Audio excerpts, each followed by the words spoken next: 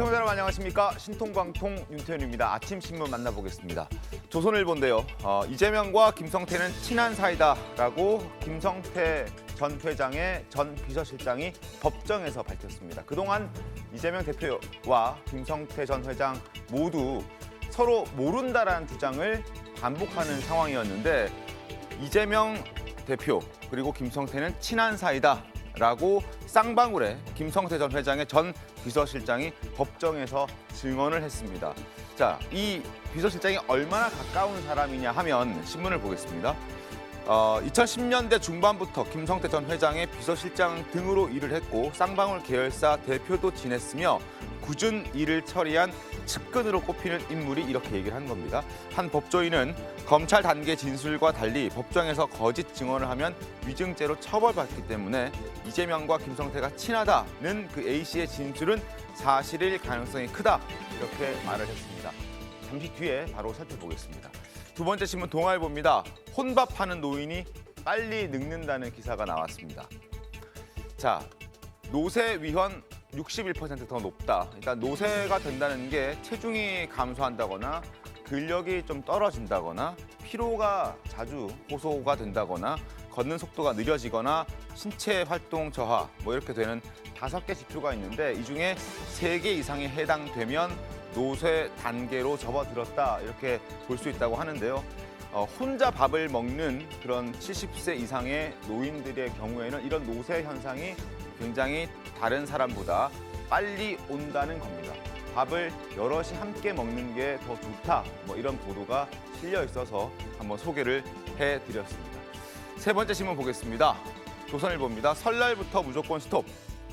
자, 지금 운전하시는 분들 사이에서는 물론 좌회전은 깜빡이를 켜고 신호를 받고 움직여야 되지만 우회전의 경우에는 신호 받지 않고 하는 사람들이 많습니다. 그게 뭐 이상한 것도 아니었고 법적으로 잘못된 것도 아니었는데 일단 지금 현재 상태에서는 법이 좀 바뀌면서 지난해 7월부터는 우회전 직후에 빨간불일 때 사람이 없더라도 한 차례 멈췄다 가야 하는데 이것 플러스 22일부터 시행되는 내용은 바로 직진 차선에 빨간불이 있을 때도 나는 직진하지 않고 우회전을 할 생각이지만 직진 차선에 빨간불이 들어오면 일단 한 차례 멈췄다가 우회전을 해야 한다는 겁니다. 이걸 어길 시에는 3개월 정도 계도 기간이 끝난 뒤에도 위반을 할 시에는 승용차의 경우 6만 원의 범칙금이 부과된다는 걸 말씀을 드리겠습니다. 반드시 무조건 전방 빨간불일 때 우회전하더라도 멈춰야 된다는 걸 꼭 아시길 바라겠습니다. 자, 네 번째 신문 중앙일보입니다. 25일이냐 30일이냐 이제 마스크를 벗는 시점이 점점 다가오고 있습니다. 설 연휴가 끝나고 나면은 마스크를 벗게 될 텐데 실내에서도 착용해야 하는 의무사항이 아니라 권고사항으로 바뀌면서 마스크를 쓰지 않아도 되는 상황이 됩니다. 그런데 그 시점을 놓고 설 직후 25일이냐 30일이냐 지금 의견이 엇갈리고 있는데 20일 중대본 회의에서 결정하기로 했다고 합니다. 어쨌든 늦어도 이달 안에는 모두가 마스크를 벗고 실내 생활도 할 수 있는 그런 날이 곧 찾아온다는 걸 말씀을 드리겠습니다. 신문 4개 살펴봤습니다. 지금부터 본격적으로 토론 시작하겠습니다. 패널들 먼저 소개해드립니다. 반갑습니다. 자, 어제 송환된 김성태 전 회장은 지금 수원지검에서 13시간 동안 조사를 받았습니다. 혐의 대부분을 부인한 것으로 전해지고 있습니다. 특히 변호사비 대납 의혹 관련해서는 시종일관 이재명 대표를 모른다고 주장하고 있습니다. 이 대표 역시 김 전 회장을 모른다고 하고 있는 상황인데요. 그런데 앞서 신문에서 말씀드렸듯이 김성태 전 회장을 지근거리에서 오랜 기간 보좌한 전 비서실장은 두 사람이 아주 잘 아는 사이라고 법정에서 진술했습니다. 영상 보고 이 내용 자세하게 짚어보겠습니다.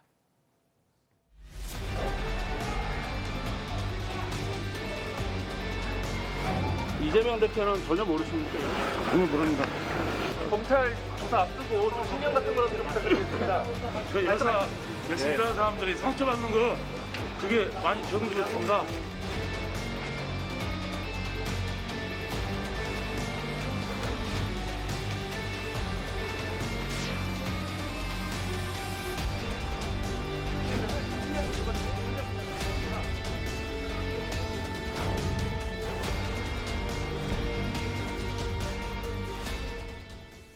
자, 서로를 모른다고 주장하고 있는 이재명 대표와 김성태 전 회장의 목소리를 따로 저희가 한 번 더 들려드리겠습니다. 함께 들어보시죠.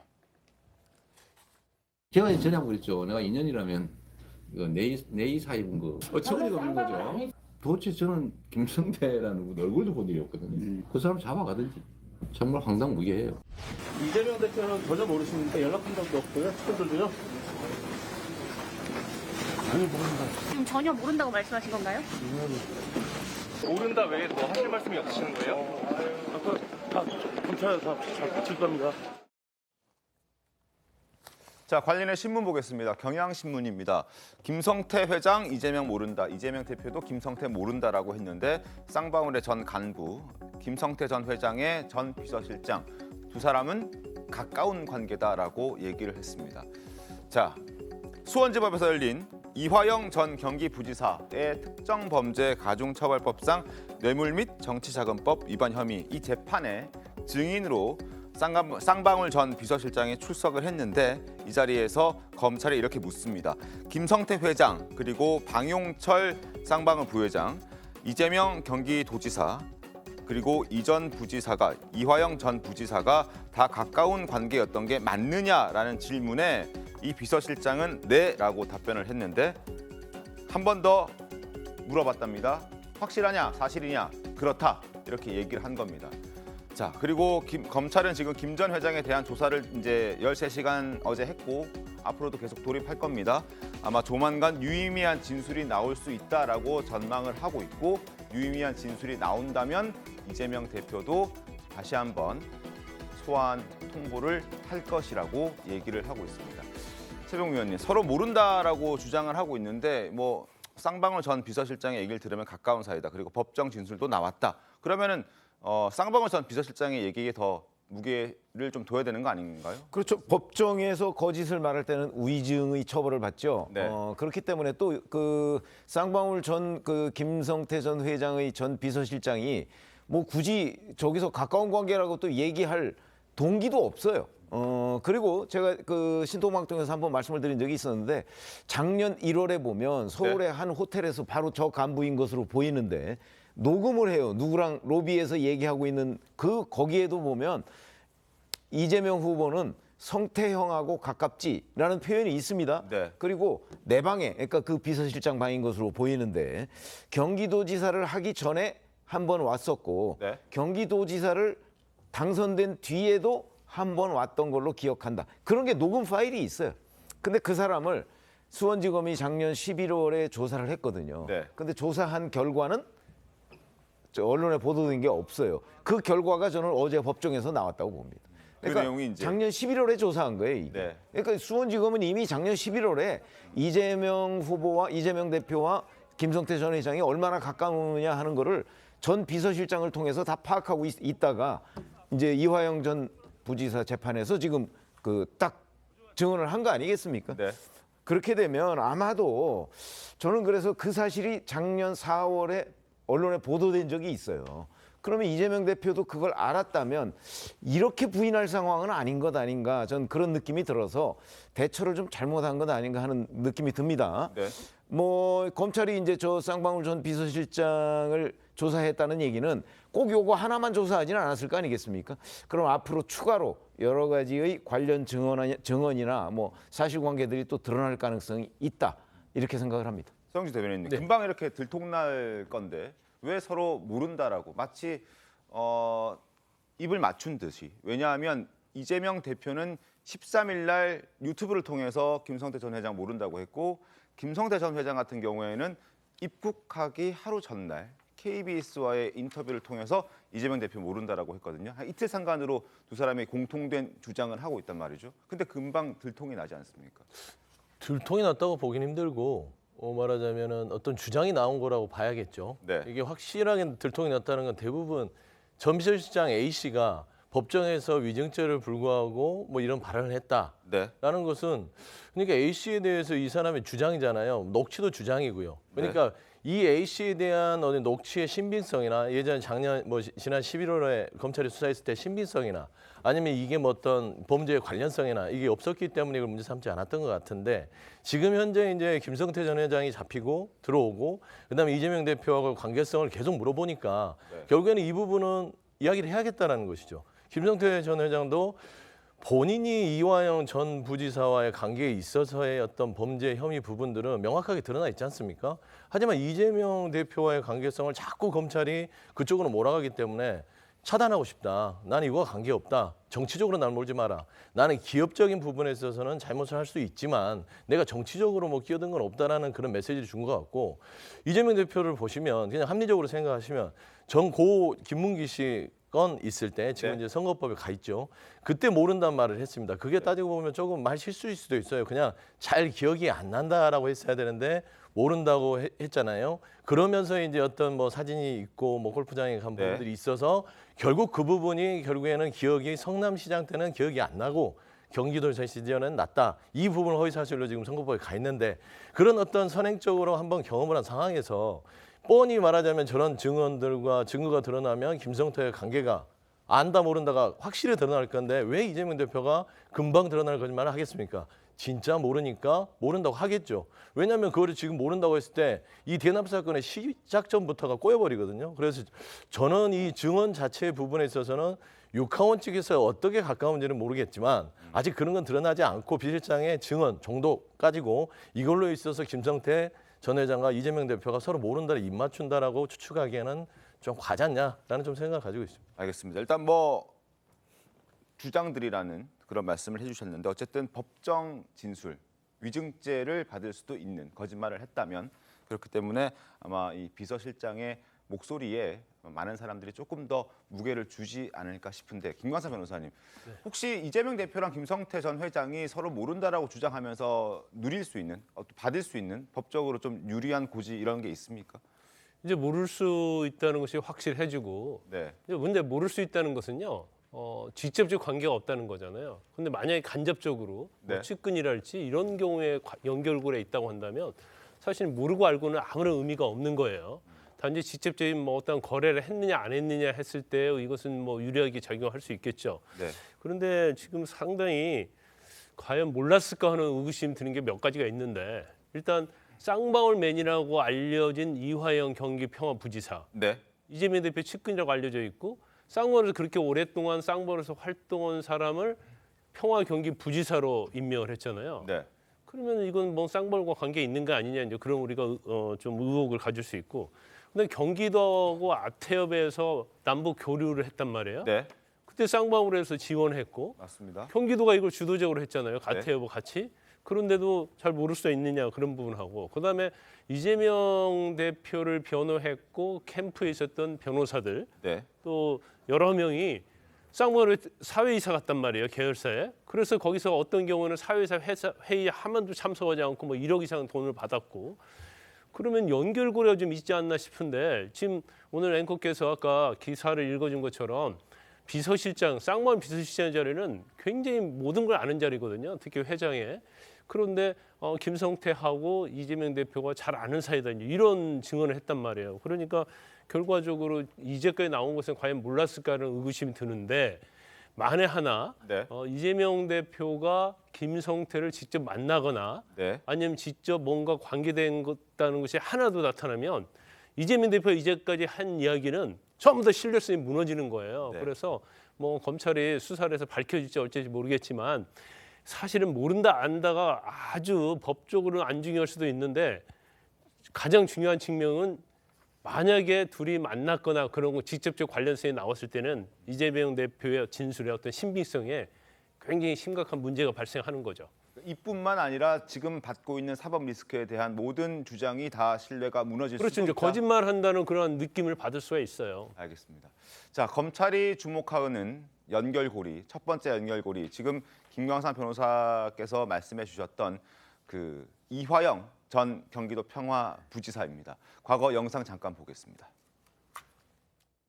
이재명 도지사의 오른팔이다 라고 볼 수 있겠습니다. 오른팔이다. 먼저 소개해드리겠습니다. 이화영 평화부지사님 나오셨습니다. 안녕하세요. 네. 정무부지사를 말하는 건가요? 그렇습니다. 정무부지사 역할을 하는데 이제 우리 경기도가 남북 접경 지역이고 다른 도시 같은 경우 경제부지사로 짓기도 하고 저희 도는 이제 평화부지사 이렇게 멋지다, 이름을 멋지다. 지었죠. 한반도 평화와 번영의 중심 역할을 경기도가 해야 한다는 이재명 지사님의 정책 의지에 따라 지속적인 남북 채널을 가동하고 있었습니다. 네, 관련해서 신문 보겠습니다.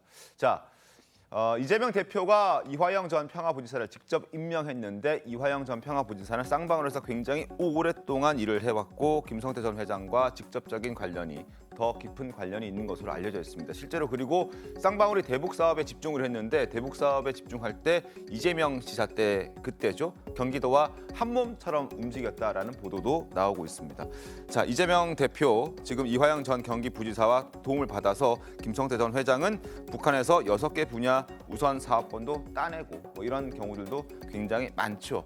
일단 쌍방울은 이 대표가 경기지사였던 시절에 대북 사업을 위해서 경기도와 사실상 한 몸처럼 움직였다. 그리고 김 전 회장은 2019년 5월에 이화영 경기도 평화부지사 그리고 안부수 아태F 회장 등의 도움으로 중국 단둥에서 북한 측으로부터 광물 개발 등 6개 분야에서 사업권을 따내는 일도 있었습니다. 그리고 쌍방울 경기도와 아태협이 2018년 11월과 2019년 7월 두 차례 공동 개최한 남북 교류 행사 비용도 지원을 했습니다. 그리고 이때 이재명 대표도 직접 참석도 했고 경기도는 당시 이 행사를 이재명 대표의 치적 사업으로 추켜 세우기도 했었습니다. 자, 목소리 한번 들어보겠습니다. 대한민국 지방정부의 초청에 응해주신 북측 대표단 여러분, 역사적인 발걸음을 온 마음으로 환영합니다. 경기도가 한반도 평화를 넘어 동북아시아 평화 경제 공동체의 중심으로서 모두의 번영을 위해서 최선을 다하겠습니다. 자, 신문 조금 더 살펴보겠습니다. 자, 그리고 이재명 대표의 선거법 위반 사건 변호인이던 이태영 변호사를 포함해서 나승철 변호사도 쌍방울의 계열사 사회 이사를 했고 이 대표가 경기지사일 때 고문 변호사였던 김인숙 변호사, 조계원 전 경기도 정책수석 등도 쌍방울 계열사 사회 이사 출신들이다. 이 정도면 연결고리들이 상당히 많고 그래서 이재명 대표와 김성태 전 회장은 서로 모를래야 모를 수가 없는 관계가 아닌가 뭐 이런 지적들도 많습니다. 박선미 비서관은 어떻습니까? 근데 이게 쌍방울 그 기업과 그 이화영 전 부지사 간에 지금 부정한 뭐 관계가 있었다라는 것이 좀 어느 정도 드러난 상황에서 네. 왜 그 사이에 그런 뭐 이화영 전 부지사가 뭐 법인카드도 받고 그러니까 뇌물을 받고 이런 식으로 부정한 일을 했을까라고 생각해 보면 사실상 쌍방울과 그 이화영 평화부지사 사이에 이해관계가 맞아떨어졌다고 보시면 될 것 같습니다. 그러니까 우리가 방금 본 기사에서처럼 쌍방울 같은 경우에는 뭐 대북 송금 혐의를 받고 있을 정도로 사실상 대북 관계를 통해 이제 약간 개인의 이익을 얻으려고 했던 측면도 있고 기업을 굉장히 키우려고 했던 모습이 보여지거든요. 네. 그런 점에서 이화영 평화부지사 역시도 평화부지사라는 이례적인 이 타이틀을 얻게 된 만큼 본인의 치적이자 본인의 성과를 증명하기 위해서 평화사업이라든지 대북관계에 있어서 상당히 공을 많이 들인 것으로 보이는데 이 둘 사이에서 저는 이해관계가 맞아떨어졌기 때문에 그 일정 범위를 넘어가는 부정한 일까지도 서로 행했다라고 보여지는 것 같습니다.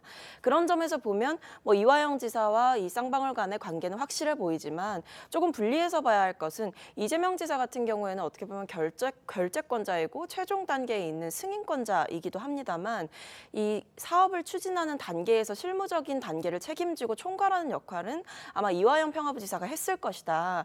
그렇기 때문에 쌍방울로부터 여러 가지 도움을 받고 뭐 후원을 받거나 이런 식으로 서로 이해관계가 맞아떨어져서 일을 잘 진행했던 부분은 있습니다만 그것과 별개로 이재명 지사가 이 김성태 회장과 직접적으로 알고 지냈냐 또는 쌍방울로부터 부정한 이익을 착복하기 위해서 이 단계에 개입을 했냐 이렇게 보면은 사실상 사업의 추진 과정이나 경기도에서 벌이고 있는 정책 사업이 워낙 많았기 때문에 이 부분에 이재명 대표가 얼마나 깊게 개입했느냐 얼마나 인지를 하고 있었냐 이 부분은 좀 분리해서 볼 수 있지 않을까라고 생각합니다.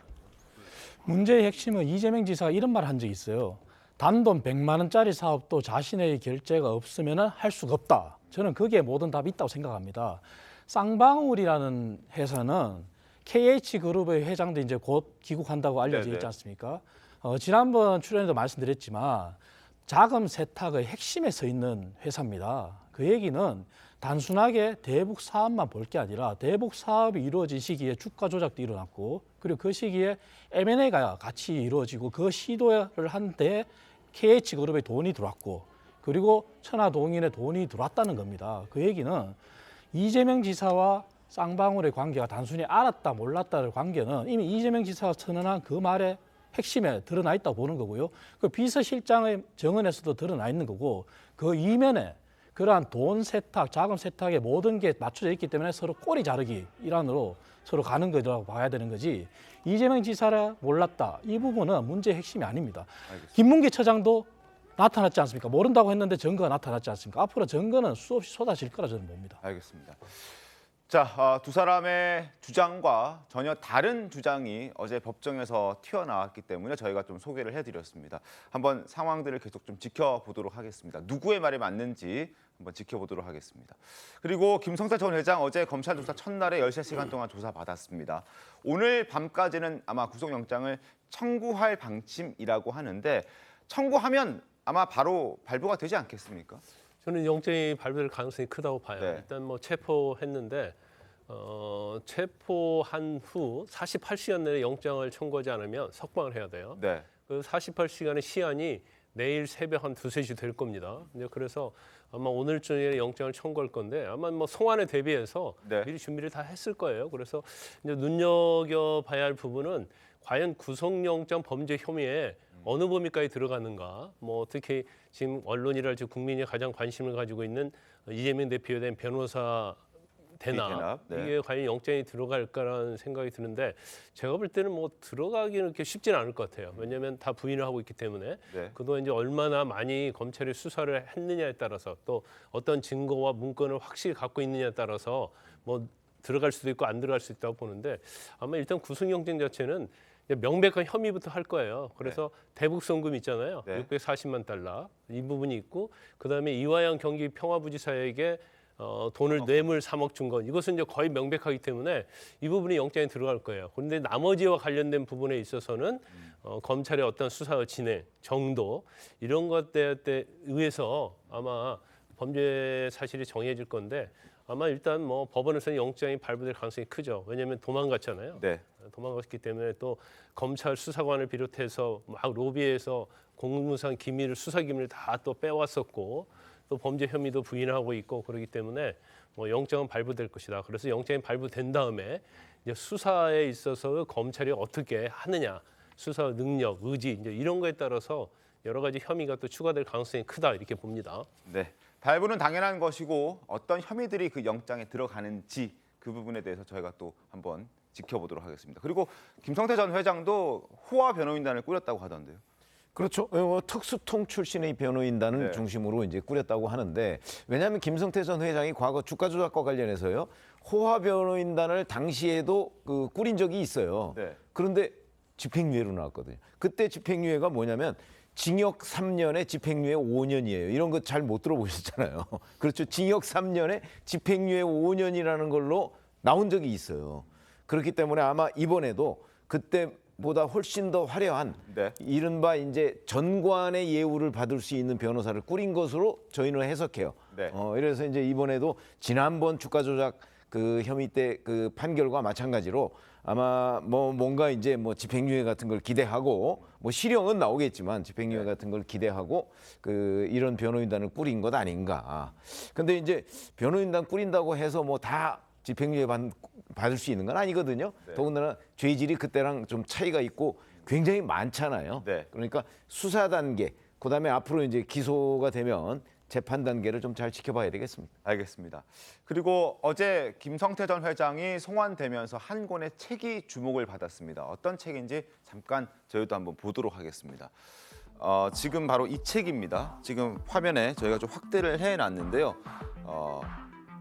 16일 밤 태국 공항에서 손에 든 책 한 권이 지금 또 화제가 되고 있습니다. 이성계 관련 책이라고 합니다. 내용은 이성계가 1000명 정도의 군사로 10배나 많은 1만 명의 왜구를 무찔렀다는 황산대첩을 다루고 있는 책이라고 합니다. 시골무사 이성계 이런 책인데요.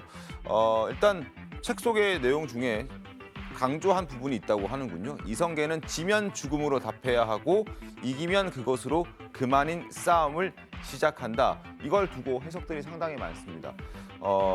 기내에서 이 책을 읽었다는 얘기는 없는데 굳이 들고 노출을 시켰단 말이죠. 이 의도는 어디에 있을지 좀 어떻게 보십니까? 저는 일종의 메시지라고 저는 생각을 하고 있습니다. 직접적으로 지금 소통하는 그런 경로는 차단된 상황이지 않습니까? 체포가 됐고 수사관들에 의해서 비행기에 올랐고 비행기에서부터 다 감시를 받고 있는데 저 메시지가 지면 죽음으로 답해야 하고 이기면 그것을 그만인 싸움이다. 그리고 본인이 첫 질문을 받은 게 이재명 지사를 아느냐? 네. 모른다. 근데 그 모른다고 대답할 때도 바로 나온 게 아니에요. 굉장히 뜸을 들이고 대답을 했고 저 책을 일부러 언론에 노출시켰고 그런 상황에서 일종의 메시지 교환을 서로 하고 있는 거 아닌가 하는 게 저는 제가 보는 시각이고요. 네. 과연 그랬을 때 이제 김성태 전 회장이 이제 법정에서나 검찰 조사에서 어떤 진술하고 어떻게 이제 이루어질지 봐야 되겠지만 앞으로도 차고 넘치는 검찰의 정언들이나 어떤 검찰의 증거들 그리고 비서실장이라고 하면은 모든 상황들 다 알고 있는 겁니다. 네. 자신의 일정부터 누구를 만났지, 누구를 알고 있는지 그런 상황들에 대한 대처도 과연 저 책에서 주는 메시지처럼 할 수 있을지는 지켜봐야 될 것 같습니다. 알겠습니다. 그런데 저희 김성태 전 회장의 뒤에는 상당히 조직적인 뭐가 있다는 생각이 들어요. 그러니까 변호인이 됐건 네. 아니면 제3자가 됐건 누군가 상당히 지휘를 하고 있지 않는 생각이 드는 게 여러 가지가 있는데 일단은 첫 번째는 지금 본인이 체포가 됐잖아요. 체포됐는데 전 불법 체류로 가려다가 이걸 취소를 하고 인정을 했단 말이에요. 그러면 소환이 빨리 됐죠. 두 번째는 뭐 언론사를 통해서 일종의 메시지처럼 전달하는 거예요. 나 전혀 모르고 죄진 게 없다. 그리고 저렇게 또 책을 들고 온단 말이에요. 책도 상당히 의미가 있는 책 내용이고 그다음에 금고지기가 나는 불법 체류로 부인을 하다가 인정하겠다는 거 또 번복을 한단 말이에요. 난 들어가지 않겠다. 그러면 전체적인 어떤 구도에서 뭔가 좀 이루어지고 있다는 생각이 들어요. 그래서 앞으로 향후에서 이제 검찰 수사하는 데 있어서 상당히 난항이 있을 것이다 이렇게 봅니다. 저는 좀 너무 과도한 해석들을 하는 것 같아요. 이게 수사에 우리가 경직돼 있다 보니까 김성태 전 회장과 무슨 이재명 대표의 관계가 있어야 된다고 생각하는 분들은 여러 가지 분석을 할 수가 있습니다. 꼭 여기 패널분 얘기를 하는 게 아니라. 근데 저는 그냥 있는 그대로 보면 돼요. 김성태라는 인물 자체가 시골무사처럼 이름 없이 변방해서 사람 과정을 보십시오. 조폭 출신했죠. 그다음에 불법 PC방도 했죠. 불법 대법도 했습니다. 그러다가 KH그룹과 엮이면서 쌍방울의 M&A 무자본으로 해서 쌍방울 그룹 회장까지 된 그런 단계가 있지 않습니까? 시골무사의 책을 보면 그렇습니다. 이성계가 당시 시골에서 정말 본인이 죽을 똥 살 똥해서 싸웠는데 중앙으로는 갈 수 없는 그런 어떤 처지들이 저는 제 생각에는 김성태는 이걸 읽으면서 읽었는지 안 읽었는지 모르겠지만 그 자체에서 스스로에 대한 어떤 회한도 있을 것이고 여러 가지 생각도 복잡하게 있을 것이다. 그래서 귀국하자마자 했던 게 검찰 수사에 성실히 임하겠다. 그러면서 쌍방울 직원들한테 미안하다라는 얘기를 했던 것들은 또 한번 본인을 돌아보는 그런 책에 의미가 있지 않았을까. 그 정도로 좀 보는 게 상식적일 것 같아요. 알겠습니다. 너무 깊은 해석은 하지 말자. 네. 말씀하신 것 같은데 일단 뭐 책을 들고 왔고 지금 호송줄에 묶여 있는 상황인데 굳이 책까지 들고 온 이유가 있을까? 뭐 이런 생각이 들어서 아마 많은 해석들을 내놓는 것 같습니다. 자 그리고 국내 송환 전 김성태 전 회장의 언론 인터뷰에 한동훈 장관이 이렇게 얘기했던 적이 있죠. 이건 범죄자들의 말맞추기다 이렇게 얘기했는데 이걸 두고 또 현근택 민주연구원 부원장이 비판의 목소리를 냈습니다. 두 사람의 목소리 들어보겠습니다. 김성태 전 인터뷰를 보면 이재명 대표도 모른다면서 혐의를 부인하고 해외 도피한 중범죄자들이 못 견디고 귀국하기 직전에 자기 입장을 전할 언론사를 선택해서 일방적인 인터뷰를 하고 그리고 자기가 유리하게 보도되게 하고 그리고 관련자들에게 일종의 말맞추기 신호를 보내는 것은 과거에 자주 있었던 일입니다. 지금은 나경원이, 친윤이, 반윤이 맨날 싸우고 있으니까 본인이 좀 외로움을 느끼는 것 같아. 방송에도 안 나오고 뭐 TV에도 안 나오니까 나도 좀 있어. 나도 좀 봐주세요. 뭐 그런 걸로 보여요. 자, 지금 속보가 하나 나왔습니다. 국정원이 간첩단 관련해서 수사를 하고 있었는데 서울 민주노총 사무실을 압수수색했다는 소식이 전해졌습니다. 간첩단 사건과 관련해서 왜 민주노총 사무실을 압수수색했을까? 그리고 간첩단 관련해서 보건노조도 국정원이 압수수색을 했다고 합니다. 이것 또한 지하 조직을 구축한 간첩단 혐의와 관련해서 지금 서울 시내 노조 사무실을 압수수색했다. 최 의원님, 이거 어떻게 좀 해석해요? 뭐 지금까지는 이제 주로 네. 그 창원, 제주, 전주 뭐 이런 곳을 압수수색했잖아요. 네. 그런데 이제 이 사람들이 그 사실은 이렇게 서로 연결고리가 좀 있을 것이다. 뭐 왜냐하면 자기네들 나름대로의 조직을 구성했잖아요. 그랬는데 이제 서울의 민주노총이나 이런 데는 그쪽 사람들하고도 연결고리가 있을 가능성이 있다고 뭔가 혐의를 잡고 지금 압수수색한 거 아니겠어요? 그렇게 보면 원래부터 창원이나 제주나 전주 쪽에도 네. 이런 노조에 침투해서 뭘 장악하라 뭐 이런 지령을 북한으로부터 받았다고 지금 그 언론에 나온 게 있잖아요. 네. 그러면 그 노조에 침투한 흔적 뭐 이런 것들이 있을 거거든요. 그럼 노조에 침투하려면 한국노총보다는 아마도 민주노총이 더 가능성이 높다고 그 국정원이 판단을 했을 것이고 그와 관련한 뭔가의 혐의점을 잡았기 때문에 압수수색한 것이 아닐까 이렇게 생각을 합니다. 알겠습니다. 자, 강제 수사가 필요하다고 판단했기 때문에 지금 서울 민주노총을 압수수색한 국정원인데 관련된 소식이 또 들어오면 그때 다시 한번 말씀을 드리겠습니다. 계속해서 저희가 준비한 소식을 이어가도록 할 테입니다. 김성태 전 회장 구속 위기에 놓였고요. 이재명 대표도 지금 뭐 마음이 편안한 그런 상황은 결코 아닐 겁니다. 두 번째 검찰의 소환 통보일이 이제 점점 다가오고 있습니다. 27일, 30일 뭐 얘기들이 상당히 많죠. 다음 달도 넘어간다는 얘기도 있습니다. 자, 과연 소환에 응할지, 지난번 성남 FC 후원금 사건 때처럼 소환에 응할지 관심이 집중되는데 현재 침묵하고 있는 이재명 대표의 모습 그리고 민주당 지도부의 모습을 영상으로 좀 준비해봤습니다. 일단 보고 이야기 이어가겠습니다. 소환조사 응하실 입장 있으세요? 그 주위에서 출석을 만료하고 있는 것으로 알고 있는데 대표님 부채코 특권 폐지 100% 동의한다고 했는데 그 입장 변함이 없나요? 잠깐만 좀 이렇게 방해는 하지 마시고. 쪼개기 소환에 응하지 않을 거라고 하셨는데 출석 여부 결정하셨을까요? 반복되는 소환 조사에 대해서 어떻게 생각하십니까? 주위에서 출석을 만료하고 있는 것으로 알고 있는데 이번에도 안 나가실 예정이신가요? 김성태 회장 귀국 이재명 대표에 대한 혐의는 도저히 수긍할 수 없다. 이쯤 되면 사법살인이라 할 만하다. 피의사실 공표와 공무상 비밀 누설이 다반사인 검찰 독재의 민낯을 우리는 똑똑히 보고 있다. 주가 조작 진상조사 김건희를 수사하라! 수사하라! 수사하라! 수사하라! 자, 현재 이 대표는 침묵하고 있습니다. 당내에서는 출석하지 말라는 목소리들이 더 크게 나오고 있다고 합니다. 동아일보 보겠습니다. 정성호 의원 이렇게 얘기하고 있습니다. 정성호 의원이 KBS와의 라디오에 출연해서 검찰이 제1야당 대표를 건건이 불러내는 것은 문제가 있다. 모든 사건을 모아서 한 번만 불러야 한다. 이렇게 주장을 했습니다. 장경태 최고위원도 페이스북에다가 이 대표 출석에 반대한다. 그리고 검찰은 출석 여부와 상관없이 어차피 피의 사실을 공표할 것이다. 더 반대하게끔 나의 생각은 견고해졌다. 뭐 이런 얘기들을 하고 있습니다. 이 대표는 일단 입장을 밝히고 있지는 않은데 먼저 정성호 의원의 주장부터 한번 따져보겠습니다. 건건이 부르는 건 안 된다. 한 번에 다 불러라. 근데 어떻게 이렇게 양이 방대하고 할 일이 많은데 건건이 부르는 게 당연한 거 아닙니까? 어떻습니까? 아니, 이제 원칙적으로 원칙으로 돌아가면 네. 사실은 이제 사건마다 불러야 하는 거죠. 그래서 사건 자체가 연관성이 있는 사건이라고 한다면 같이 이제 몰아서 소환해서 부를 수 있어요. 근데 네. 지금 문제되는 게 뭐 에어컨 성남 FC랄지 그다음에 대장동 유래 이것은 일단 관할도 다르고 뭐 전혀 내용이 다르잖아요.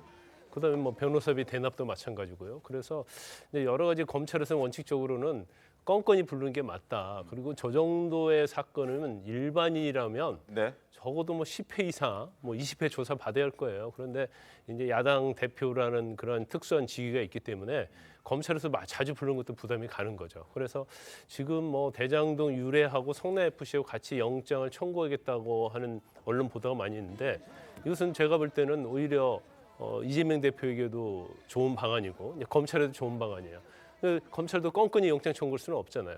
그럼 몰아서 한번 영장 청구하고 결국 국회에서는 이제 부결될 게 확실하지만 계속 영장 청구하면 또 정치의 탄압 그런 얘기 나오니까 검찰도 부담 없이 한번 청구하고 네. 이재명 대표도 사실은 영장 청구를 자신에게 한 번 오는 게 낫겠죠.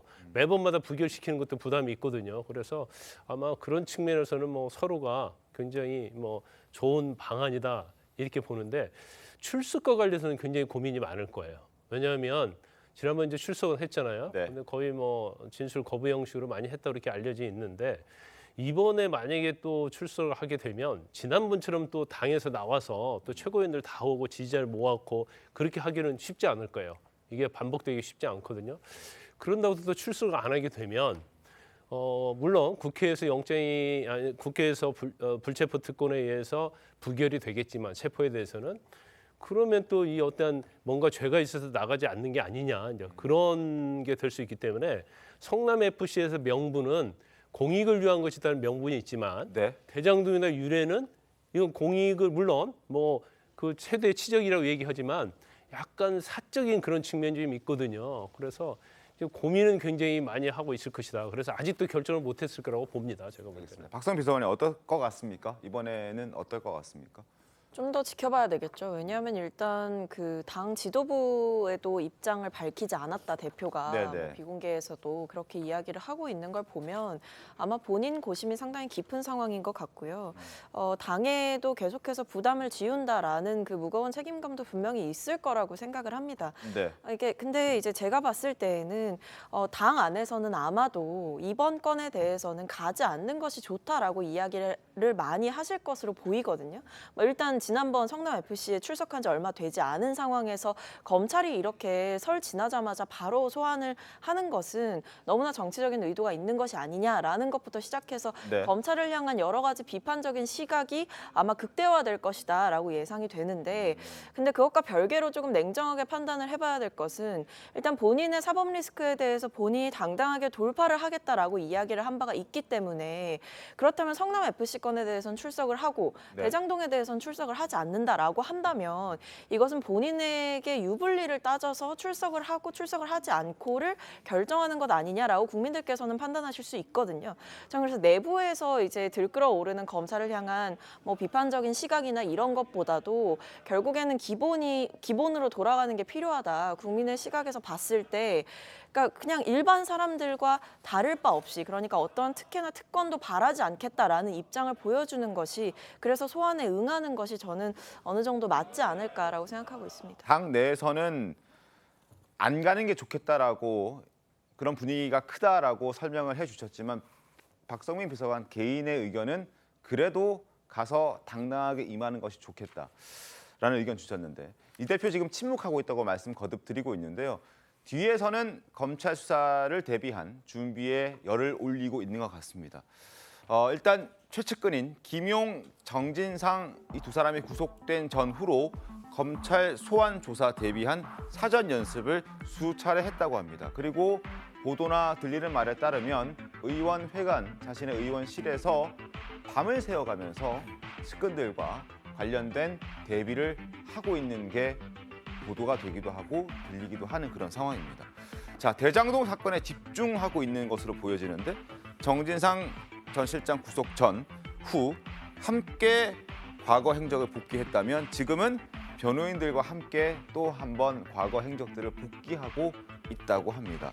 과연 검찰 조사에 자신감을 가지게 될지 아니면은 초조함이 이렇게 표출되는 것인지 여러 해석들이 분분한 그런 상황입니다. 어떻습니까, 소영들? 근데 저는 그게 사전 연습하는 거 당연한 거 아닐까요? 지금 검찰 수사를 받고 있고 네. 역대 저는 봐서는 정부가 들어서서 검찰이 한 사람에 대한 수사를 이렇게 집요하고 열심히 하는 거는 처음 보는 것 같아요. 그러다 보니까 이게 검찰 무슨 의도성이 있는 거 아닌가라고 할 수 있는 부분이 당내에서는 팽배하고요. 네. 그리고 이재명 대표 당연히 사전 연습해야죠. 왜? 방어권을 준비해야 될 거 아닙니까? 그런 차원에서 연습을 하는 것이고 정진상 실장 같은 경우는 측근이잖아요. 최측근이 구속된 상황에서 과연 검찰이 어떤 혐의로 자꾸 나를 이렇게 엮어놓으려고 하는 건지 그런 거를 복귀하고 기억하고 해야 될 거예요. 왜 그러냐면 솔직히 한 2, 3년, 3, 4년 전 일을 아무리 친한 사람하고 해도 기억이 안 납니다. 대부분 그렇죠. 일반인들이 그렇죠.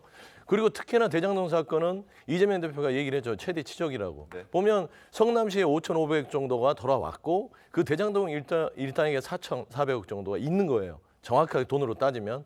그리고 그 돈의 흐름들은 본인한테 들어온 게 하나도 없는데 계속해서 50억 클럽은 놔두고 본인한테만 검찰의 수사가 향한다. 이런 부분에서는 아 이거 잘못하다가는 이 대장동 사건의 본질이 본인에게 정치적으로 뒤집어 씌워질 수 있겠구나라는 염려에서는 이거는 정말 허투루 준비할 수 없겠구나라는 의미에서 계속적으로 집요하게 사전 연습을 하고 또 본인 스스로도 변호사이기 때문에 그런 법적인 대비를 하는 것이다라고 보심이 마땅할 것 같습니다. 전 좀 생각이 다른데 예를 들어서 이런 거 있죠. 뭐든지 대장동 사건에 관해서 제일 잘 아는 사람은 이재명 대표예요. 그렇지 않습니까? 본인이 중요한 결정은 성남시장으로 이사가면서 다 한 거고 뭐 설계도 내가 했다 이렇게도 얘기를 했으니까 제일 잘 알아요. 그러니까 만약에 검찰에서 부르든 뭐 아니면 기자들이 질문을 하든 나는 사실대로 얘기하겠다고 하면 굳이 여러 차례 연습할 필요가 없죠. 저는 그렇게 봅니다. 그런데 그게 아니고 본인이 지금까지 대장동과 관련해서 주장했던 아까 뭐 5,500억을 환수했다는 둥 뭐 1,822억의 뭐 고정적인 일단 배당을 확보해 놓고 뭐 나머지를 어떻게 했다는 둥 이런 식의 자기 주장에 반격을 받을 소지가 굉장히 많아요. 그 허점이 더 많아요, 거기에. 그러다 보니까 이제 자기 나름대로의 논리를 검찰에 가서 관철시키기 위해서는 여러 가지의 가상의 그 어떤 질문, 문답 이런 것들이 필요한 거예요. 연습이 필요한 거예요. 왜 그러냐면 진실대로 얘기를 할 수가 없으니까. 저는 그런 관점에서 아마 이재명 대표는 물론 이제 검찰 그 소환에 응하는 방법, 불응하는 방법 아마 여러 가지 시나리오를 다 지금 그 구상을 하고 있을 거예요. 근데 기본적으로 이제 과거 행적을 뭐 복귀하고 뭐 이런저런 얘기를 한다는 얘기는 진실대로 얘기하기는 좀 문제가 많다고 저는 이재명 대표 스스로 판단하고 있기 때문 아닌가 이렇게 봅니다. 알겠습니다. 이렇게 의견이 극명하게 엇갈리는군요. 예, 말씀하시죠. 저는 이재명 지사가 혐의가 지금 다르기 때문에 소환을 개별적으로 할 수밖에 없는 상황입니다. 그런데 이재명 전 지사, 이재명 대표의 행태를 보면은 선거법 때는 서면으로 했어요. 굉장히 무상의한 5줄 답변.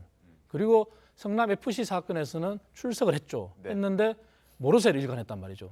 그리고 이번에 출석 여부도 당에서는 하지 마라고 하는 친명계 의원들이 하는 게 불체포 특권을 폐지하겠다고 하면서 응하지 말라고 하는 거는 지난번과 같은 똑같은 형태가 될 수밖에 없을 정도로 혐의가 짙기 때문에 하지 말라고 하는 것이고 저렇게 연습을 했다고 하는 것은 이때까지 이재명 대표가 보여준 행태를 봤을 때는 검찰 조사보다는 재판에서 본인이 대비하는 그런 형태로 저는 보여집니다. 알겠습니다. 자, 그리고 이재명 대표 성남FC 후원금 의혹과 관련해서는 한 차례 검찰 조사 받았습니다. 당시 주장은 자신은 한 푼도 받지 않았다. 그리고 시민들을 위해서 했다. 이런 주장이었거든요. 그런데 이 주장 자체가 문제가 많다는 지적이 나왔습니다. 그것도 한동훈 법무부 장관이 얘기했는데 이 대표의 주장과 한 장관의 반박을 비교해서 들어보겠습니다. 성남시, 성남 시민들한테 이익이 될 뿐이지 개인 주머니로 착복할 수 있는 구조가 전혀 아닙니다. 제3자 뇌물죄에 대해서 말씀드리자면 누가 돈을 받았는지가 아니고요. 핵심은 부정한 청탁의 유무인 것이죠. 소환 조사는 정치 검찰이 파놓은 함정이라는 거 잘 알고 있습니다. 이 수사 자체는 지난 정부에 시작된 것인데 지난 정부 검찰, 지난 정부에서 뭐 함정을 팠다는 말씀이신가요? 오늘의 검찰 소환이 유례없는 탄압인 이유는 없는 죄를 조작하는 사법 쿠데타이기 때문입니다. 성남 FC 대장동 전날에 여기에 대해서 구속된 사람도 다수 있고요. 이미 기소된 사람도 다수 있습니다. 그런 식의 정치적 레토릭으로 말씀하시기에는 그런 단계는 지났다고 저는 생각합니다. 자, 이재명 대표도 변호사입니다. 아마 법리를 잘 알고 있을 텐데 그럼에도 불구하고 저런 주장을 한다는 건 다른 의도가 분명히 있을 것 같은데 이 문제를 박성민 비서관님 정치적으로 풀려는 의도가 깔려 있는 건 아닙니까? 그러니까 저는 뭐 그 한 푼도 받지 않았다라는 것에 그 근본적인 의도가 따로 있다라고 생각을 했는데 말씀하신 것처럼 정치적으로 그러니까 국민들께 사실 사법적인 뭐 법을 근거로 해서 설명을 하는 것은 상당히 복잡해질 수가 있어요. 사실 최근에야 이제 뉴스가 워낙 많이 쏟아지다 보니까 네. 국민들께서도 어느 정도 뭐 성남 FC라는 사건이 이런 것이 쟁점이구나라는 것을 파악하실 수 있겠지만 사실 뭐 제3자 뇌물죄가 어떤 것이다라고 설명하는 과정도 상당히 복잡할 수가 있거든요. 근데 저는 이 부분을 이제 정치인으로서 조금 더 간결하고 명확하게 국민들께 설명하기 위해서 이 제3자 뇌물죄라고 하는 것을 조금 더 쉽게 풀어서 본인이 부당하게 이익을 착복한 바가 없다라는 메시지를 강하게 이제 어필을 하려고 한 것으로 보이거든요. 근데 조금 다르게 봐야 될 부분이 있죠. 왜냐하면 제3자 뇌물죄에서의 사실 핵심은 이 돈을 받았느냐 안 받았느냐가 아니지 않습니까? 그러니까 결국에는 부정한 청탁이 있었냐라는 것이 핵심이기 때문에 그 부분은 이제 본인이 최근에 소환 조사를 받았기도 했고 아마 법리적으로 소명할 부분은 충분히 소명을 했다라고 생각합니다. 그 이재명 대표가 이제 변호사잖아요. 네. 제3자 뇌물죄를 모를 리가 없죠. 네. 그 제3자 뇌물죄는 방금 뭐 우리 박 의원이 얘기했지만 사실은 그 돈에 대해서 받은 대가에 대해서 부정한 청탁이 있고 거기에서 뭘 해주는 거잖아요. 그럼 그게 좀 명백하단 말이에요. 그런데 개인 주머니를 착보한 적이 없고 자신이 한 푼도 안 받았다. 자신이 받았으면 뇌물죄죠. 그럼 벌써 구속됐겠죠. 그래서 이거 자체는 이제 정치적 접근이죠. 내가 안 받았는데 무슨 죄가 되냐 이제 이런 생각이 드는데 저는 이재명 대표가 검찰의 수사를 대하는 태도를 쭉 보면서 저 사람은 정치적 멘탈이 엄청 강하구나 그런 생각을 했어요. 왜냐하면 외형적으로 보면 검찰 수사에 대해서 꿈쩍도 않는 그런 모습, 태연한 모습을 보이지 않습니까? 그런데 뭐 정진상 구속 전에도 함께 행적복귀하고 구속한 다음에 이제 변호인들과 뭐 같이 또 여러 가지 뭐 대책을 세웠을 거 아니에요. 그건 당연한 거죠. 왜냐하면 피의자나 피고인으로서는 당연히 그렇게 해야 하는 건데 뭐 그게 죄를 짓고 안 짓고를 떠나서 지금 검찰의 수사와 이재명 대표의 어떤 관계는 이재명 대표는 검찰의 수사에 좀 대응하기가 굉장히 어려운 측면이 있어요. 왜냐하면 본인은 과거를 복귀해서 대응을 해야 하는데 검찰은 이미 10년 전에 있었던 문건이랄지 관련된 자들 진술을 다 확보했단 말이에요. 그리고 이거에 대해서 사실은 대응할 수 있는 여력이 안 돼요. 아무리 변호사 있다 하더라도 이걸 커버할 수는 없거든요. 무기를 따지면 지금 검찰은 전차고 이재명 대표는 기관총 정도 돼요. 그래서 결과를 이재명 대표 입장에서는 기소가 되면 검찰이 가지고 있는 무기를 다 보고 대응하는 게 사실은 맞죠. 왜냐하면 지금 가가지고 그걸 들이내밀면 무엇을 가지고 있는지도 모르는데 거기에 대해서 변명하기도 어렵고 부인하기 쉽지 않거든요. 그래서 이제 아까 그 소환에 대해서 고민이 많이 클 것이다 보고 아마 소환에 응한다 할지라도 지난번 성남 FC처럼 이제 그런 형식을 취하든지 아니면 이제 진술을 거부하든지 아마 그런 방향으로 갈 수밖에 없을 것이다 이렇게 봅니다. 근데 저는 말씀하신 것 중에 처음에 말씀하셨던 게 이제 부정한 청탁임이 명백하다라고 이야기를 해주셨는데 그 부분은 사실 조금 동의하기가 어렵습니다. 왜냐하면 일단 법적으로 좀 더 따져봐야 될 부분이 있다라고 생각을 하고요. 그 지자체장 그러니까 지자체 입장에서 봤을 때 뭐 특정 기업이 용도 변경을 해달라라고 했다든지 이런 식으로 이야기를 했던 그 부탁 민원들이 사실상 과연 정말 부정한 목적이었느냐, 부정한 그 절대 들어줘선 안 되는 민원이었느냐라고 보면 그렇지가 않아요. 뭐 20년 동안 방치되어 있던 땅에 용도를 변경해서 거기에 오히려 기업을 유치하고 세수를 늘리고 일자리를 늘리는 것이 과연 성남 시민들에게 안 좋은 것이었느냐라고 보면 그렇지 않은 측면들이 분명히 있기 때문에 저는 이것이 그 기업들과 관련된 관계에서 부정한 청탁과 대가성 청탁을 했다라고 보기에는 좀 따져볼 부분이 있지 않을까라고 생각합니다. 청탁은 있었는데 그게 부정한 건 아니지 않았느냐. 아니, 그러니까 할 통상적으로 필요도 있지 기업들이 않았느냐. 항상 가지고 있는 것이 민원이지 않습니까? 근데 그거에 대해서 뭐 후원금을 유치하는 대가로 들어줬다라고 보기에는 좀 다른 측면이 저는 있다라고 말씀을 드리는 거죠. 알겠습니다. 3자 뇌물수수 관련해서 정치인들이 가장 많이 쓰는 용어가 민원 해결이라고 합니다. 하지만 그 민원 해결이 순수한 민원 해결이면은 그것이 안 되는 일을 되게 해주고 기업이 잘 되고 일자리 창출하고 지역 경제에 기여했다. 그러면은 문제가 없겠죠. 하지만 거기에 대가는 분명히 존재한 건 사실입니다. 왜냐하면은 이미 문건이 나왔지 않습니까? 성남시에서 먼저 요구했다는 문건이 나왔고, 그리고 기업은 거기에 응했고, 그리고 또 다른 한 기업은 이미 천하동인 화천대유라고 하는 그런 대장도 사건에 투자를 했다는 것도 또 새로운 사실 나왔지 않습니까? 그 자체를 엮어본다면 과연 이게 대가성이 없었느냐, 그리고 부정한 청탁을 민원 해결로 과연 치부할 수 있겠느냐 하는 데는 국민들이 판단하실 수 있겠죠. 여기에서 저는 좀 근본적인 질문을 하고 싶어요. 그러니까 검찰이 지금 기소를 하기 위해서 여러 가지 얘기들을 하잖아요. 범죄 혐의를. 근데 그건 검찰이 주장이잖아요. 재판부에 재판을 구합니다라고 하는 주장입니다.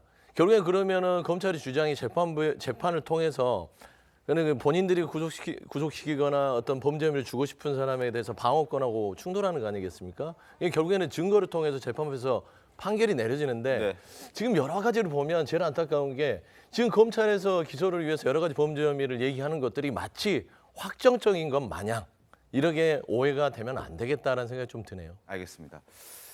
자, 상황을 좀 지켜보겠습니다. 검찰의 판단, 법원의 판단 기다려보겠습니다.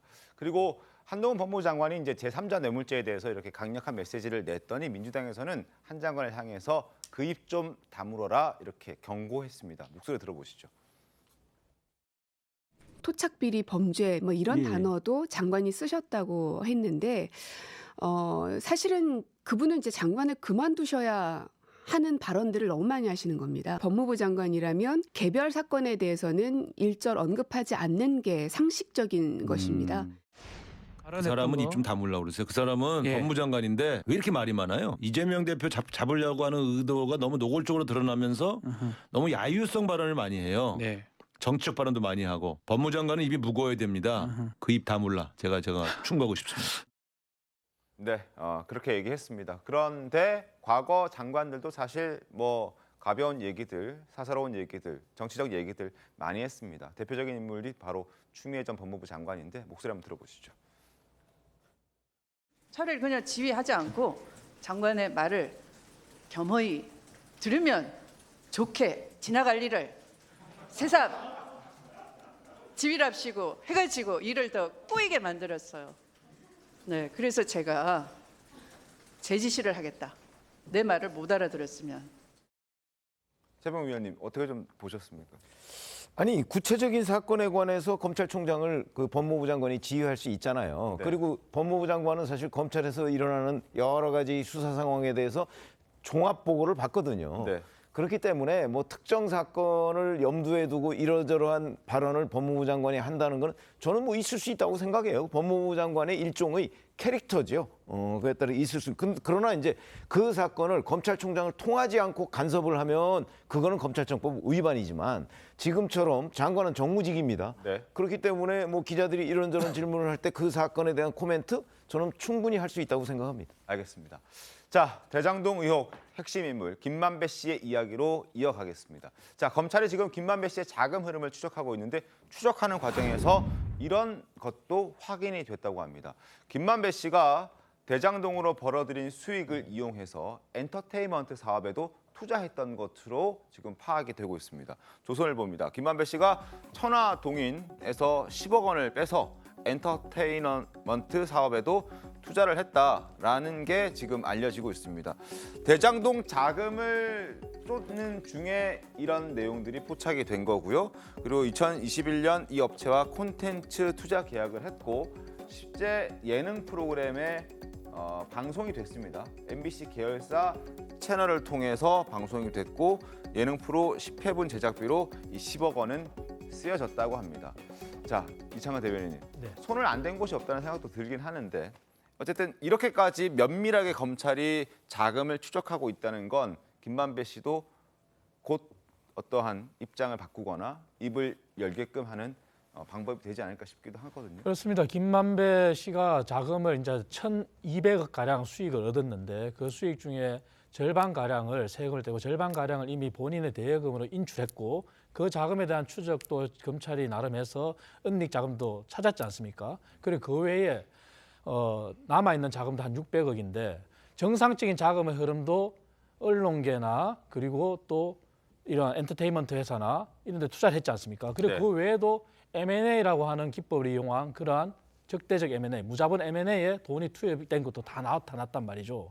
이렇게 가는 자금의 흐름을 쫓으면은 아무리 혐의자가 피의자가 거짓을 해도 자금의 흐름에는 자유로울 수가 없는 겁니다. 그래서 그 자금의 흐름을 가지고 김만배를 더 압박하는 그런 형태가 될 것이고 그 최종 종착지는 김만배의 진술이나 증언이 아무리 검찰 조사에서 함구하고 본인이 답변하지 않는다 하더라도 재판 과정에서는 자유로울 수가 없겠죠. 거기에 대한 검찰의 압박과 김만배가 이제는 더 이상 본인이 도망갈 곳이 없다 하는 것을 보여주는 전형적인 어떤 증거라고 봅니다. 알겠습니다. 자, 그리고 김만배 씨는 대장동 사업 이전의 기자였습니다. 특히 법조기자 오래 했는데요. 그때 만든 법조계의 탄탄한 인맥을 대장동 사업에 활용하기도 했죠. 실제 관련된 증언들이 좀 나오고 있는 것 같습니다. CBS 법조기자의 목소리 한번 들어보겠습니다. 언론사 법조팀장이라는 직책을 가장 오래 한 인물이 아니겠느냐 뭐 이런 얘기까지 나옵니다. 인상적이었던 기사를 안 쓰는 기자로 유명했습니다. 기자 본인의 업무보다는 기자단 가입을 위한 뭐 제반 작업이 중점을 줬다고 볼 수도 있겠죠. 인맥이 넓다 보니 취재력의 정보도 상당했던 것으로 또 기억이 됩니다. 하지만 물론 이제 비판적인 그런 시각도 많았죠. 기사를 안 쓰는 기자라는 것 자체가 굉장히 좀 그렇죠. 비판적인 뉘앙스를 담고 있는 거니까요. 네. 자, 해당 기사는 미디어 오늘이라는 매체에 지금 나온 내용인데요. 기사를 쓰지 않는 기자였다. 김만배 씨는 당시 기자였음에도 불구하고 뭐 이런 내용인데 사실 뭐 법조팀장이 기사 쓰는 경우는 그렇게 많지는 않습니다. 그런데 어쨌든 대장동 뭐 엔터테인먼트 사업, 뭐 인맥 관리, 하여튼 평범한 사람은 아니었던 것 같긴 합니다. 어떻습니까? 그렇죠. 법조팀장이 기사를 쓸 일은 실질적으로 많지가 않습니다. 네. 왜 그러냐면 이제 법조팀이 여러 명이거든요. 네. 여러 명이 아니라면 본인이 이제 기사를 많이 써야 되는데 머니투데이 같은 경우는 잘 모르겠는데 네. 예를 들어서 제가 법조팀장 했을 때는 5명이었습니다. 조선일보 법조 출입이. 그러면 다른 그 기자들, 후배 기자들의 기사를 이렇게 좀 어떻게 쓰고 하는 거를 지휘하는 역할도 굉장히 바쁩니다. 그리고 법조 기자는요, 대개 이 어떤 피의자들이나 뭐 또는 변호사들이나 이런 사람이 자칫 잘못하면 휘둘릴 가능성이 굉장히 많은 위험한 기사들이 있어요. 그거를 팀장이 다 조정하고 확인해야 되는 일들이 꽤 많기 때문에 사실 본인이 뭐 기사를 쓰는 것보다는 후배 기자들을 관리하는 역할이 훨씬 더 큽니다. 그러니까 기사를 많이 썼느냐 안 썼느냐는 건 중요한 게 아니고 네. 지금 미디어 오늘 기사를 저도 봤는데 네. 거기를 보면 김만배 씨는 기사 쓰는 데에 대한 관심보다는 법조계의 인맥을 늘리는, 그러니까 뭐 검사들, 판사들 이런 사람들을 열심히 뭐 엮고 같이 식사하고 이런 데에도 관심을 가졌던 것이 아닌가. 그러니까 기사에는 별 관심을 안 갖고 오히려 법조계 인맥을 늘리는 쪽에 관심을 많이 가졌던 것 아닌가. 이런 부분이 그 미디어 오늘 기사에서 네네. 느껴지더라고요. 알겠습니다. 그래서 아마 대장동 팀에게 픽업된 게 아닌가 하는 생각도 드는군요.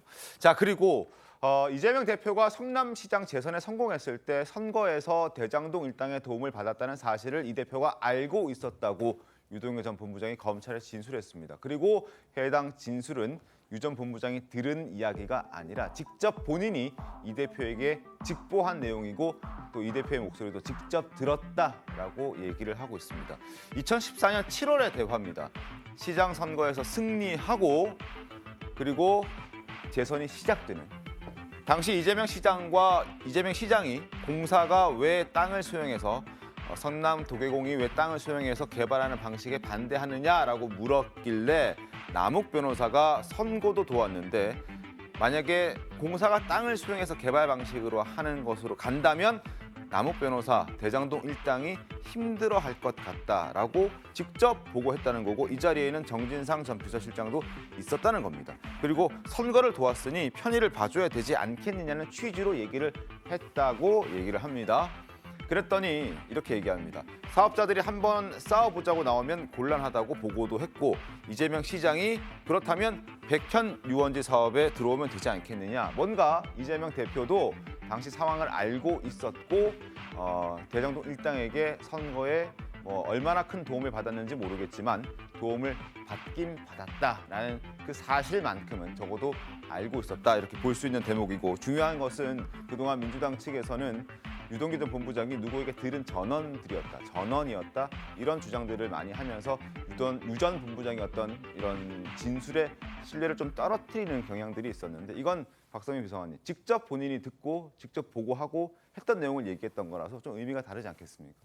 뭐 지금까지와는 조금 결이 다른 이야기를 한 걸 수도 있죠. 왜냐하면 네. 그동안에는 뭐 남욱 씨 같은 경우에는 뭐 김만배 씨가 이렇게 할 것이라고 김만배 씨한테 전해 들었다. 뭐 돈을 이렇게 전달할 것이라고 전해 들었다라고 하는 말씀하신 대로 전원 진술이 대부분이었다면 지금 유동규 본부장의 저 진술은 어떻게 보면 본인이 직접 보고한 내용, 그러니까 그 현장의 내용을 한 번 더 진술했음으로써 직접적으로 본인이 좀 입증을 한 게 아닌가라는 생각이 들기는 하는데 네.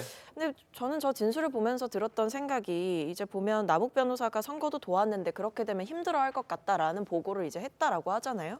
근데 이것 자체가 사실 저는 뭐 오히려 이재명 대표보다 이제 실무진이었던 유동규 전 본부장이 그 먼저 대장동 일당의 그 이해관계나 이런 뭐 공모 관계를 통해서 본인이 오히려 좀 대장동 일당에게 좀 유리한 측면으로 풀어준 것 같다라는 생각도 사실은 좀 들었거든요. 그다음에 뭐 저 두 번째로 지금 우리가 보고 있는 CG 같은 경우에는 뭐 이재명 시장이 직접 유원지 사업에 들어가면 되지 않느냐라고 이야기를 했던 것은 아마 전후 맥락을 좀 봐야 되겠지만 앞에서 이제 사업자들 간의 갈등이 좀 예상이 된다라는 이야기를 했기 때문에 그렇다면 뭐 이렇게 하면 되지 않느냐라는 대안적인 차원으로 좀 가볍게 던진 걸 수도 있지 않겠나라는 생각은 해봅니다. 근데 어쨌든 지금까지 저희가 파악할 수 있는 것은 유동규 본부장의 저 일방적인 진술이고 이제 이재명 대표 측에서 이 사안과 관련해서 어떻게 이야기를 할 것이냐도 좀 지켜봐야 되겠죠. 알겠습니다.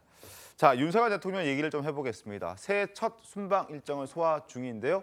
이제 UAE에서의 일정은 마무리를 하고 스위스로 이동했습니다. 자, 이동하기 직전에 중동 순방 마무리하면서 함께 동행하고 있는 기업인들과 만찬했다고 합니다. 분위기가 좋았다고 하는데 영상 보겠습니다.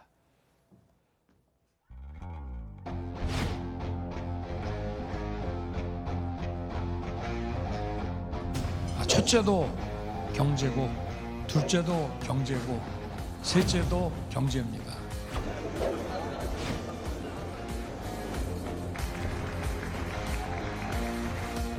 저도 공직이라는 생각보다 기업의 영업부서나 기획부서의 직원이라는 생각을 가지고 그렇게 일을 해야 된다고 생각합니다. 그게 가장 멋진 공무원입니다. 상식에 기초해서 국정을 운영할 겁니다. 어려운 말이 나오면은 그건 다 거짓말입니다. 여러분들도 공무원들 상대할 때 야 이건 좀 갑질이다 싶은 게 있으면은 바로 알려주십시오. 그거는 뭐 저한테 직접 전화 주셔도 좋고 우리 여기 용산에 알려주시면은. 자, 순방 일정을 정상적으로 소화하고 있는 윤석열 대통령의 모습 봤습니다. 중동 일정 마무리했고 스위스로 갔는데 거기에서 또 좋은 성과 있기를 바라겠고 그런데 국내 상황은 좀 복잡합니다. 정부 여당과의 다툼이 나경원 전 의원을 통해서 분출되고 있습니다. 자, 어제 나 전 의원 대구를 찾았는데요. 어떤 얘기인지 한번 먼저 목소리 확인하겠습니다. 네, 윤 대통령 귀국에 맞춰서 출마 선언하실 것이라는 추측이 있는데 마음의 결심은 거의 서가고 있습니다. 그러나 이제 아직 제가 언제 어떤 제 결심을 말씀드릴 수 있는지에 대해서는 아직 구체적으로 말씀드릴 때는 아니다 이런 생각을 하고요. 국민과 대통령을 이간하지 않고 국민의 마음과 뜻을 대통령에게 잘 전달하는 것이 당대표의 가장 큰 덕목 아닐까 이런 생각을 하면서 앞으로 총선 승리에 제가 어떤 자리에서 어떤 역할을 할 수 있는지에 대한 그런 고민을 하고 있습니다. 자, 출마 여부에 대한 아마 결심을 거의 굳힌 것 같은 나경원 전 의원입니다. 다만 지금 해외 순방 중인 대통령이 부재 중이기 때문에 발표는 조금 미루고 있는 것 같은데 대통령실과 충돌했습니다. 그것도 아주 강하게 부딪혔습니다. 나경원 전 의원이 이런 얘기를 했습니다. 자신이 해임당한 건 대통령의 본 뜻은 아닐 것이다. 중간에 연결해주고 전달해주고 메시지를 이상하게 전달하는 그 측근들 때문에 나의 의도가 잘못 전달된 것 같다. 본의가 아닐 것 같다. 이렇게 얘기합니다. 그리고 보시죠. 일부 참모들이 왜곡된 보고를 시정하는 당대표가 자기는 되겠다 이렇게 얘기를 합니다. 결국 지금 현재 있는 참모들이 잘못된 보고를 하고 있다. 그래서 자기는 피해를 보고 있다. 이렇게 얘기를 하고 있는데 대통령실에서 바로 아니라고 답해버렸습니다. 김대기 비서실장이 직접 입장을 냈는데 김 실장이 대통령은 누구보다 현재 상황을 여러 국정 현안에 대해서 정확하게 파악하고 있다.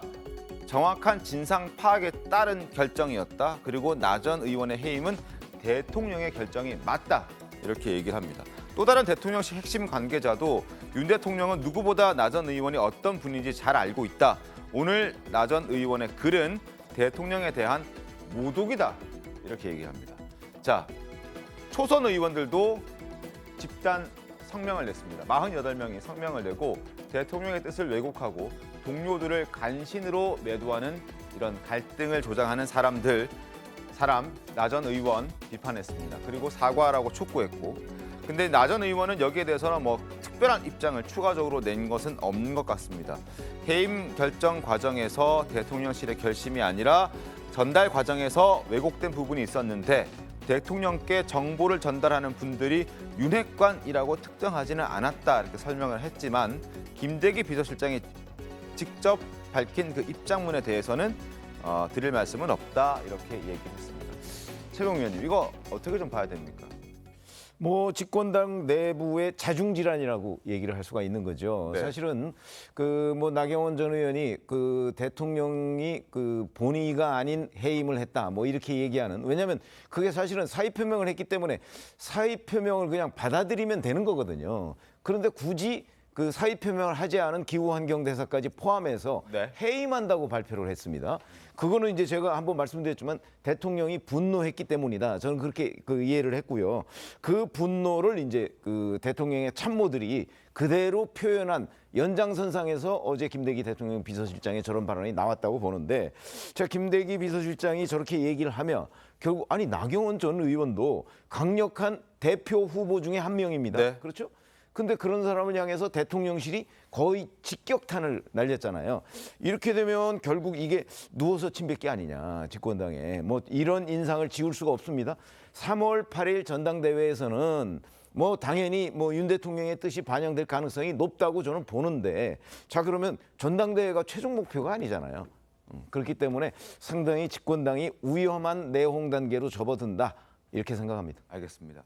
자, 나경원 전 의원이 어떤 결심을 내릴지 궁금해집니다. 21일 윤 대통령 이제 복귀하면, 귀국하면 입장 발표할 것이라는 전망들이 많습니다. 어떤 입장을 낼지 기다려 보겠습니다. 잠시 뒤 들어오겠습니다. 자, 앞서 속보 전해드린 내용, 국정원이 서울 민노총 압수수색, 해외에서 민노총 핵심 간부가 북한 공작원에게 포섭돼서 지하망을 구축한 혐의를 받고 있다. 그래서 지금 압수수색한 현장에 많은 취재진들이 가 있습니다. 당연히 민노총 반발하고 있고요. 아주 거세게 반발하고 있다고 합니다. 충돌이 벌어지고 있다고 하는군요. 이 소식도 저희가 좀 계속 확인해 보겠습니다. 자, 오늘 준비한 신통방통 여기까지입니다. 내일도 신통하게 돌아오겠습니다. 고맙습니다.